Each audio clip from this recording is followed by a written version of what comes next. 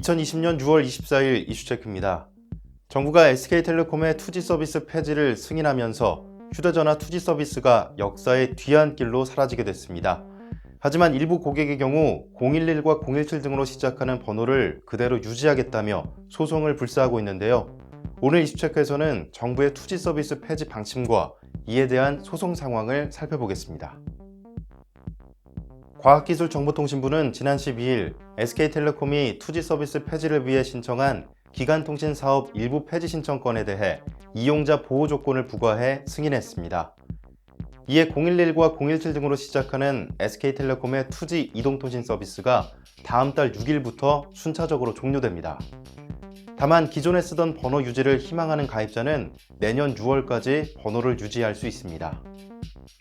정부가 투지 서비스 폐지를 승인한 배경은 이렇습니다.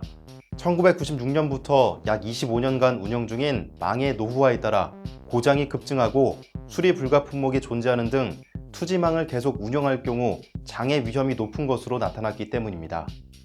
대신 약 38만 4천 명의 SK텔레콤 투지 가입자에 대한 보호 방안도 마련됐습니다. 이들 기존 가입자는 3G, LTE, 5G 서비스를 선택하기 위해 10가지 LTE 모델 중에서 휴대전화를 무료로 골라 받거나 30만 원의 구매 지원금을 받는 동시에 2년간 월 요금을 만원씩 할인받을 수 있습니다.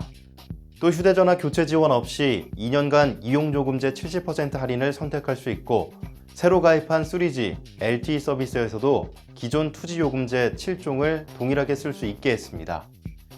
다만 이 같은 보호 조치는 서비스 종료 후 2년간 유지해야 합니다. 이처럼 정부의 승인에 따라 폐지되는 SK텔레콤의 투지 서비스. 그런데 일부 고객들은 011과 017 등의 번호를 지키겠다며 반발하고 있습니다.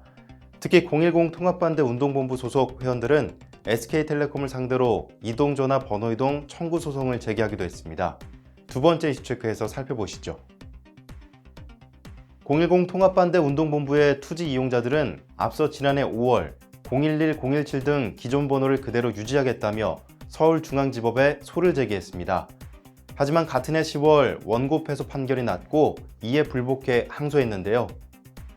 오늘 법원은 010 통합반대 운동본부 소속 회원 633명이 SK텔레콤을 상대로 제기한 이동전화 번호 이동 청구 소송 항소심에서 원고의 항소를 기각했습니다. 투지 이용자들은 011, 017 등 기존 번호 그대로 3G 이상 서비스로 변경할 수 있게 해달라고 법원에 요구했으나 재판부는 이동 전화번호는 유한한 국가의 자원이고 정부의 번호 이동 정책에 대한 재량권이 인정되기 때문에 원고의 구체적 권리가 도출되지 않는다고 봤습니다. 이용자들이 011 등 기존 번호를 사용하지 못하는 것은 전기통신사업법에 따라 시행되고 있는 010 번호통합 정책에 따른 결과이지 SK텔레콤의 투지 서비스 폐지로 인한 것이 아니라는 판단으로 풀이됩니다. 정부의 방침에 따라 SK텔레콤은 다음 달 6일부터 26일까지 투지 서비스를 순차적으로 종료합니다. SK텔레콤은 5G 서비스 투자에 집중하겠다는 방침인데요. 지난 2012년 이미 투지 서비스를 종료한 KT, 그리고 폐지 여부를 아직 결정짓지 못한 LGU+, 한동안 통신사와 기존 투지 이용자들 간 진통은 계속될 것으로 보입니다. 이슈체크였습니다.